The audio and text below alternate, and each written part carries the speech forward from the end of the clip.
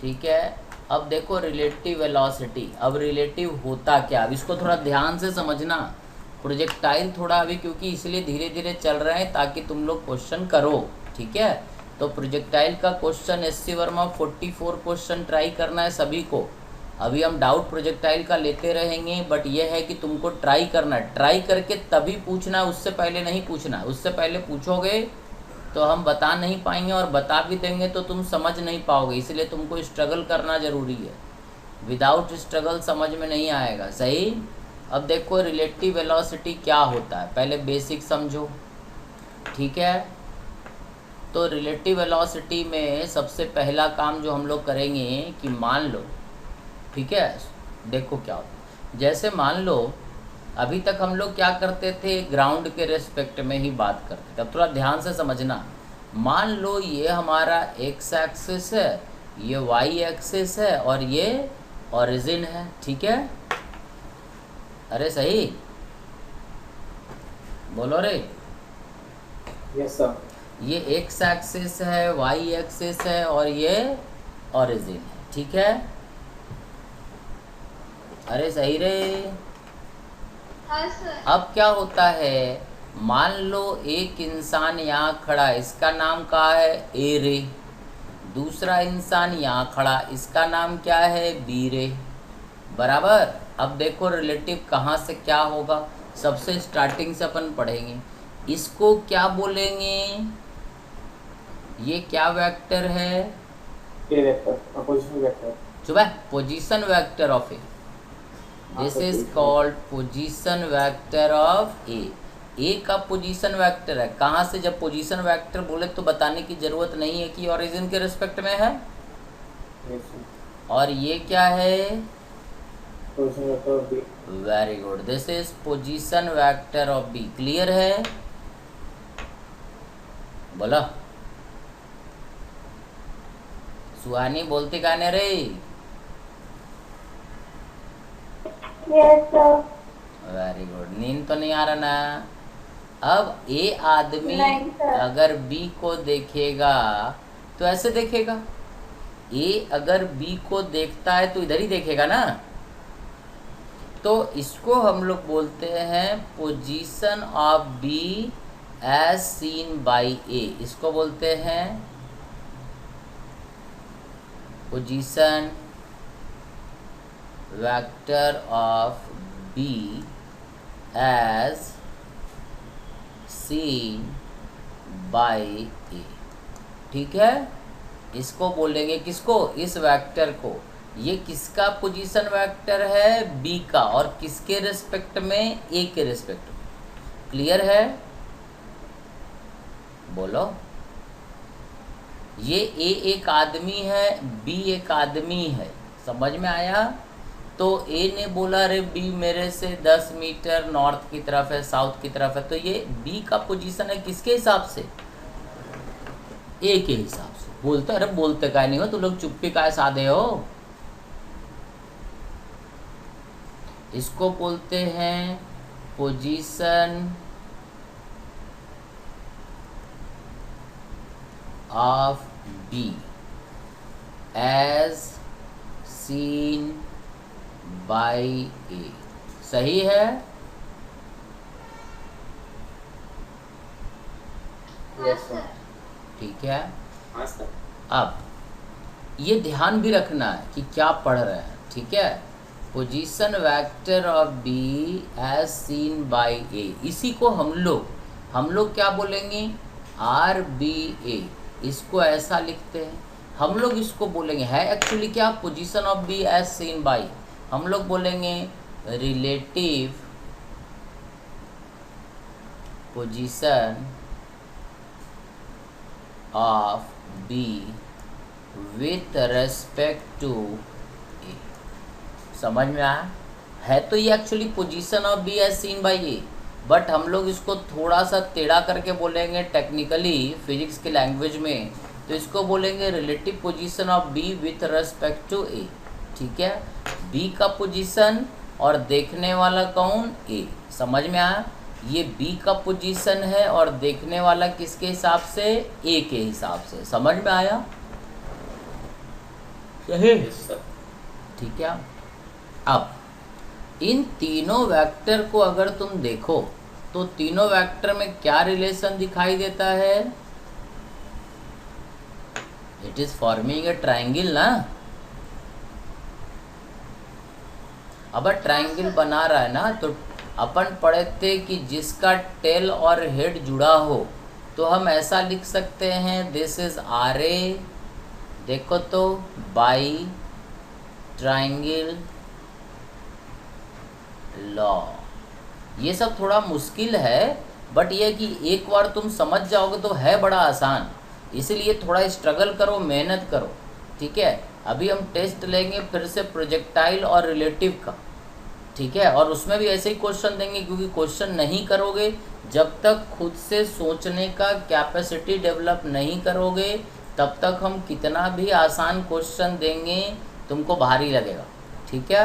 और सोचने का एबिलिटी है ना, बनाने में थोड़ा समय लगता है, उसके लिए थोड़ा स्ट्रगल लगता है, ठीक है। By triangle law we can say R A vector plus R B A vector is equal to R B vector. देखो तो सही लिखे हैं। Yes sir. जो स्टेप तुम्हें गलत लगे तुरंत पूछ लेना। अभी पूछोगे तो 5% चिल्लाएंगे, कल पूछोगे 10% चिल्लाएंगे, अगले क्लास में पूछोगे 20%, उसके अगले क्लास में 50%, उसके अगले क्लास में जब पूछोगे ये चीज़ तो 100% चिल्लाएंगे ही, बताएंगे भी नहीं। बताया? समझ में आया? इसलिए अगर तुम चाहते हो कि चीज़ें हम 100% 50% ना चीखे चिल्लाएं तुम्हारे ऊपर, तो 5% तो चिल्लाएंगे ही, बट अभी का अभी पूछ लेना, ये मिनिमम होगा इम्पैक्ट, बाद में इम्पैक्ट बढ़ता जाएगा, क्योंकि बाद में पूछोगे इसका मतलब 4 क्लास से तुमको कोई चीज़ समझ में नहीं आ रहा। बराबर? देख लो, अरे बराबर है रे। By triangle law R A plus R B A is equal to R B. देखो तो ये सही है या गलत है? बोलो। सही है सर। रोक लेना। बराबर? इसको हम लिख और लिख सकते हैं, ये और लिखा हुआ है, R B A is equal to, A को इधर भेज दें, this is R B minus R A. देखो तो सही है, ठीक है। ए को इधर भेज दिया आर ए को, तो ये हो गया position vector of B as seen by A is position vector of B minus position vector of A. इसको अंग्रेजी में क्या बोलेंगे? Position vector of B as seen by A, पहला term, is equal to position vector of B minus position vector of A. सही है? हाँ sir. Yes sir. Very good. अब देखो एक चीज़ और बताएं, अगर मान लो यहाँ पर एक कार होता, ये कार वाला है, कहीं रोड पे चला जा रहा, सही, ये कार वाला है, कार वाले ने इसका पोजीशन देखा, तो इस वेक्टर को क्या बोलोगे? This is called position of A with respect to car. और इस वेक्टर को क्या बोलोगे? This is position of B with respect to car. भाई कार वाले ने बी को देखा, भाई इधर है, ए को देखा, बोला इधर है, तो ये जो वेक्टर है ये position of B with respect to car है, और ये position of A with respect to car है। ठीक है या गलत है? बोलो। सही है? अरे बोलो रे। हाँ सर। ठीक है। तो अब ये 3 वेक्टर को देखना है, इसको, इसको और इसको। अच्छा ये बताओ कि कार वाले का डाटा लें या ओ से हम देखें, क्या मेरे और बी और ए के बीच का पोजीशन वेक्टर में कोई फर्क पड़ेगा? नहीं ना। अब बाई ट्राइंगल मतलब ये जो ए देख रहा है बी को, वो तो फिक्स वेक्टर रहेगा ना, ये हरा वाला वेक्टर तो फिक्स है। हाँ सर। अब ये छोटे वाले ट्राइंगल का हम बात करते हैं, इसमें लिख सकते क्या, ये R A C plus R B A is equal to R B C लिख सकते हैं। अब भाई अभी तो ट्रायंगल लॉ है। Yes sir. Yes sir. लिख सकते हैं by triangle law R A C plus R B A is R B C. देखो तो इसके सर पे इसका टेल, बोलो बोलो। हाँ सर, ऐसा लिख सकते और आर बी ए इसको इधर भेज दिए, is equal to R B C minus R A C. सही है। This is position of B as seen by A, that is equal to position of B with respect to car minus position of A with respect to car। ठीक है, गलत है? ये physics tool और kinematics और laws of motion. हाँ जी जी जी, अभी हम थोड़ा क्लास में हैं। 5 minute. Position of B with respect to A is position of B minus position vector of A.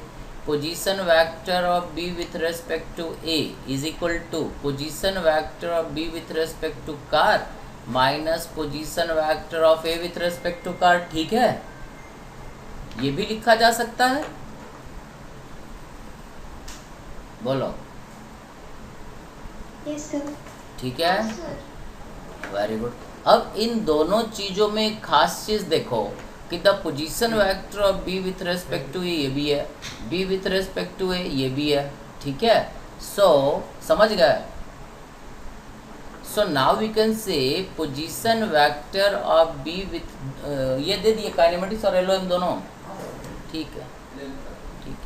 Position vector of B minus position vector of A, this is equal to position vector of B with respect to car minus position vector of A with respect to car. लिखा जा सकता है।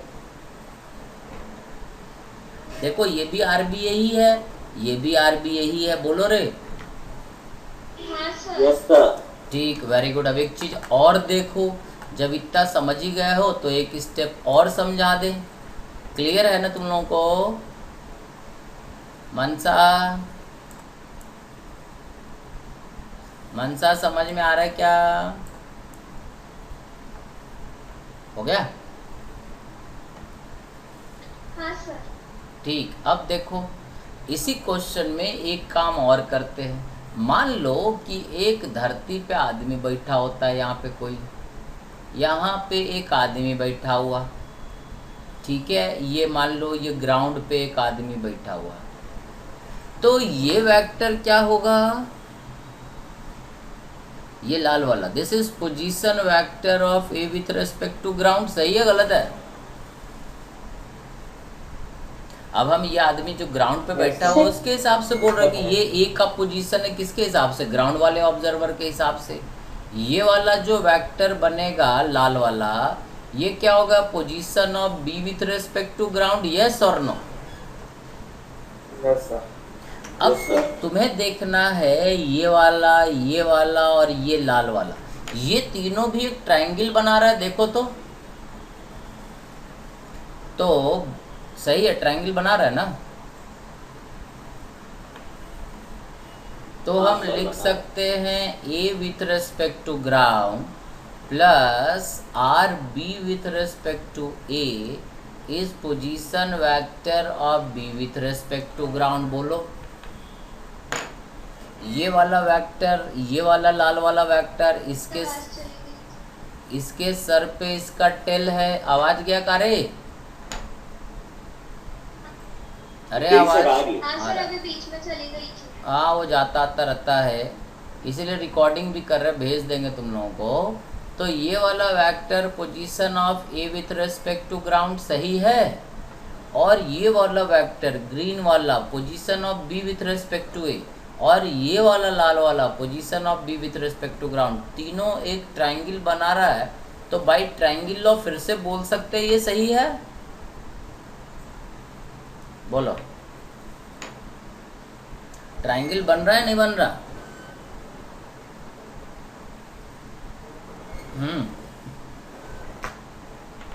बोलो रे। तो यहाँ से हम ये भी लिख सकते हैं R B A is equal to R B G minus R A G. इसको इधर भेज दिया। देखो तो ये सही है, ये चीज़ और ये चीज़ तो सेम ही है, तो इसका मतलब this is also equal to position of B with respect to ground minus position of A with respect to ground. Yes और नो? बोलो रे। अब यहाँ तक समझ गए? ये हम तुमको देखो ये रिलेटिव पोजीशन समझाने का कोशिश कर रहे हैं। रिलेटिव पोजीशन समझ में आ गया तो रिलेटिव का समझो 50% समस्या दूर हो गया। ठीक है, अब समझ में आ गया क्या? बोलो रे देवांश, कार्तिक। सर एक बार ये हाँ, ग्राउंड सर। बता दो, मेरे को नेटवर्क इशू आ गया था, आपकी आवाज चली गई थी। Position vector of A with respect to ground, ये लाल वाला वेक्टर यहाँ से यहाँ देखो, और ये आर बी ए देखो और आर बी जी देखो। ये ग्राउंड पे एक आदमी बैठा हुआ, उसके हिसाब से बी का पोजीशन वेक्टर ये है, ए का पोजीशन वेक्टर ये है। सही? हाँ सर। तो ये लाल वाला, ये ग्रीन वाला और ये लाल वाला एक ट्रायंगल बना रहा है। हाँ तो ट्रायंगल बना रहा है तो ट्रायंगल लॉ से लिखेंगे हम लोग कि आर ए जी ये वाला vector plus R B A is equal to R B G. सही है? हाँ सर। इसको इधर भेज दिए तो ये बन गया R B A is equal to R B G minus R A G. बोलो, R B A is R B G minus R A G. सही है गलत है? सही है सर। सही है। अब आर बी ए और आर बी ए तो सेम है, तो ये सेम है तो इसमें एक और एक ऐड कर दिए, R B G minus R A G. ये क्या हुआ? Position vector of B as seen by A is position vector of B minus position vector of A, that is position vector of B with respect to car minus position vector of A with respect to car, that is equal to position vector of B with respect to ground minus position vector of A with respect to ground. कब हमें car पे बैठ के calculation करना होगा तो ये सोचेंगे, जब जमीन पे बैठ के सोचना होगा तो ये सोचेंगे। आज तक हम लोग ओरिजिन पे बैठ के ये सोचा करते थे। समझ में आया? बोलो, अरे सही है रे।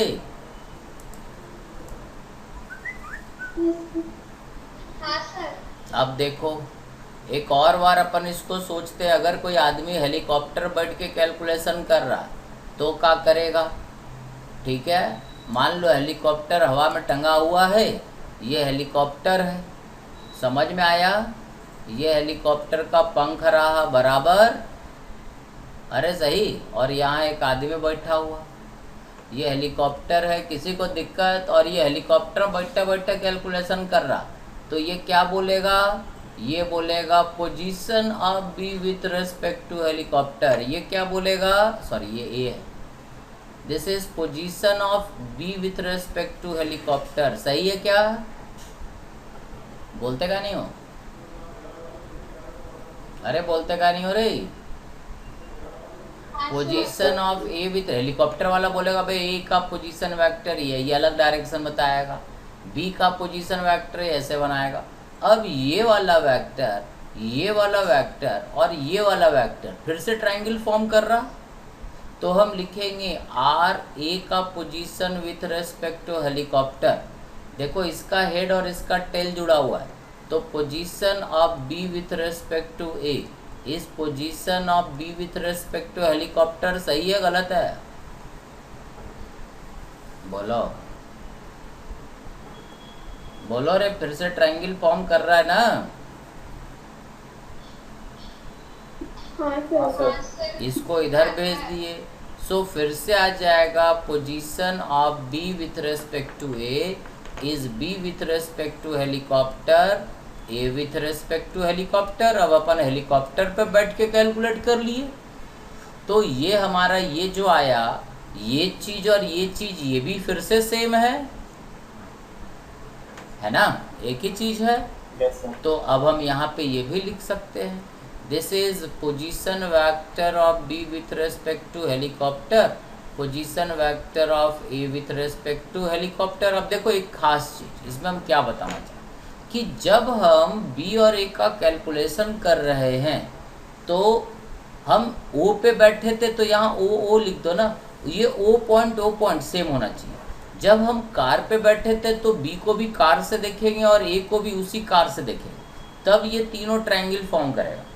जब हम बी को ग्राउंड पे बैठ के देख रहे हैं तो ए को भी ग्राउंड से ही बैठ के देखना होगा। जब हम बी को हेलीकॉप्टर से बैठ के देख रहे हैं तो ए को भी हेलीकॉप्टर से ही देखना होगा। ऐसा नहीं कि बी को तो हम ग्राउंड पे बैठ के देखें और ए को हेलीकॉप्टर, तो ट्रायंगल फॉर्म नहीं होगा। समझ में आया?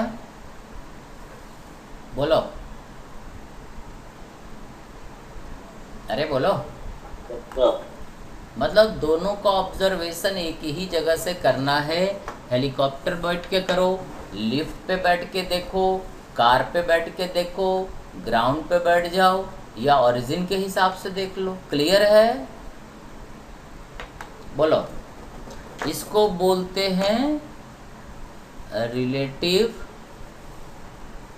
Position vector of B with respect to A. Clear है? बोलो रे बच्चों।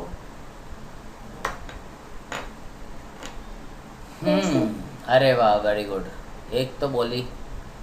अब हम लोग पढ़े थे एक खास चीज, वेलोसिटी जो होता है dr/dt होता है, पता है तुम्हें? हाँ सर। अब अपन इसको पूरे को डिफरेंशिएट कर देते हैं तो ये बन जाएगा dr/dt, नोटेशन बाहर रह जाएगा, is equal to dr/dt of b minus dr/dt of a। This is equal to dr/dt b with respect to car, dr/dt a with respect to car is dr/dt b with respect to ground, dr/dt a with respect to ground। देखो तो पूरे expression को हमने differentiate कर दिया। This is dr/dt b with respect to helicopter, dr/dt a with respect to helicopter. बोलो, differentiate कर दिए, बोलो कोई दिक्कत? पूरे एक्सप्रेशन को टाइम के रिस्पेक्ट में डिफरेंशिएट कर दिए, कोई दिक्कत है? बोलो। No, sir. नहीं ना? Yes, sir. अब dr/dt क्या होता है? ये तो वेलोसिटी होता है, तो ये क्या बन जाएगा? Velocity of b with respect to a। ये dr/dt v बन गया और ये b a रह गया। ये क्या बन जाएगा? Velocity of b with respect to origin, velocity of a with respect to origin. ये क्या बन जाएगा? Velocity of b with respect to car minus velocity of a with respect to car. ये बन जाएगा velocity of b with respect to ground, velocity of a with respect to ground. ये बन जाएगा velocity of b with respect to helicopter minus velocity of a with respect to helicopter. समझ में आया? अब बोलो हाँ ना, कुछ तो बोलो। हाँ। तो ये हो गया, इसको हम लोग बोलते हैं relative velocity of B with respect to A. ठीक है? और velocity of B as seen by A. समझते अंग्रेजी में ऐसा? ठीक है?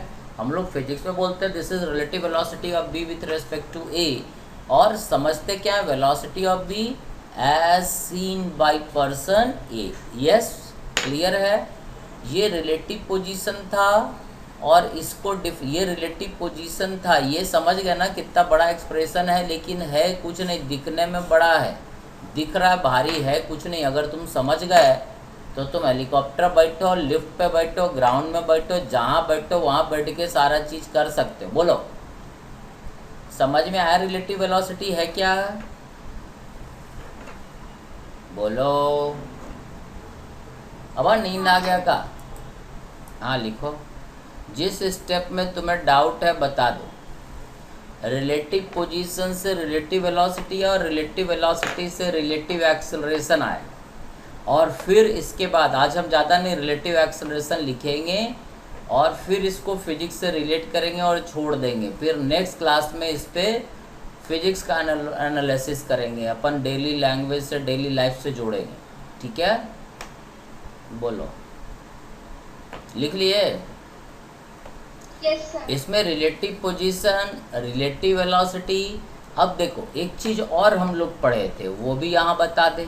एक चीज़ और क्या पढ़े थे हम लोग? एक चीज़ और पढ़े थे, ये जो होता है दैट इज dv/dt एक्सेलरेशन, याद आया? तो इसको फिर से एक बार डिफरेंशिएट कर देते हैं, तो क्या बन जाएगा? dv/dt क्या हो जाएगा? Acceleration of b with respect to a। ये हो जाएगा acceleration of b with respect to o, acceleration of a with respect to o। इसको डिफरेंशिएट किए तो ये बना, इसको डिफरेंशिएट किए तो ये बना। This is acceleration of b with respect to car, a with respect to car. This is equal to acceleration of b with respect to ground minus acceleration of a with respect to ground. ये बन जाएगा acceleration of b with respect to helicopter minus acceleration of a with respect to helicopter. समझ में आया? बोलो, अरे बोलो रे।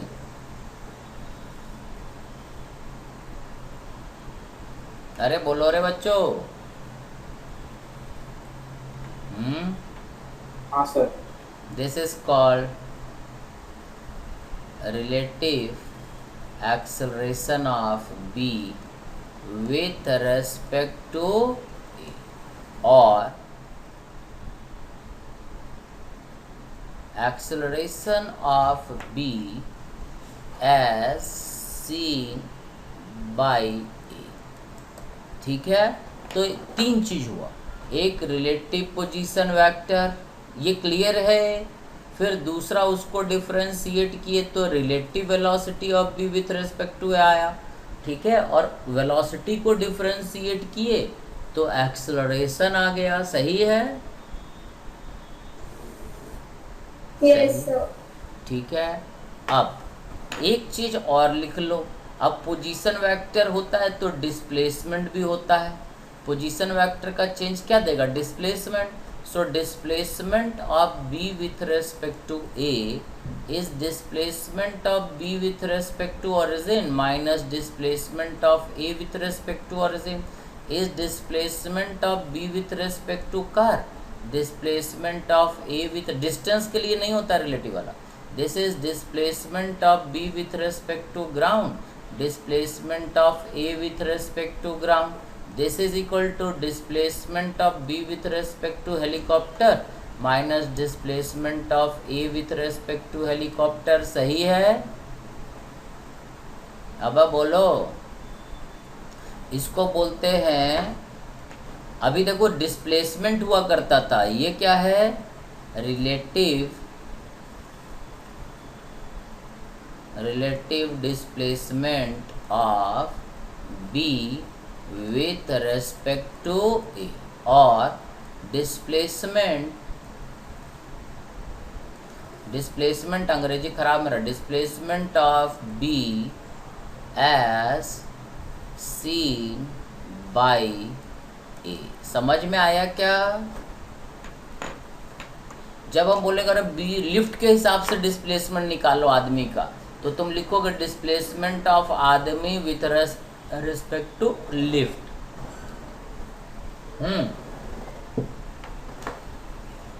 बक्को रे, समझ में आया? Relative displacement. अब ये हर चीज रिलेटिव होता है, सही?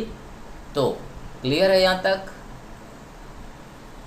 अब ये तो समस्या है, ये तो लिखना सीखे अपन। कि रिलेटिव को लिखते कैसे। अब हम बी विथ रिस्पेक्ट टू सी लिखेंगे तो ये समझ जाओगे ना किसका ये पोजीशन है, डी का किसके रिस्पेक्ट में, कार के रिस्पेक्ट में। ये जी है तो displacement of B with respect to ground, displacement of A with respect to ground, ये displacement of B with respect to helicopter, ये displacement of A with respect to helicopter. समझ में आया? बोलो।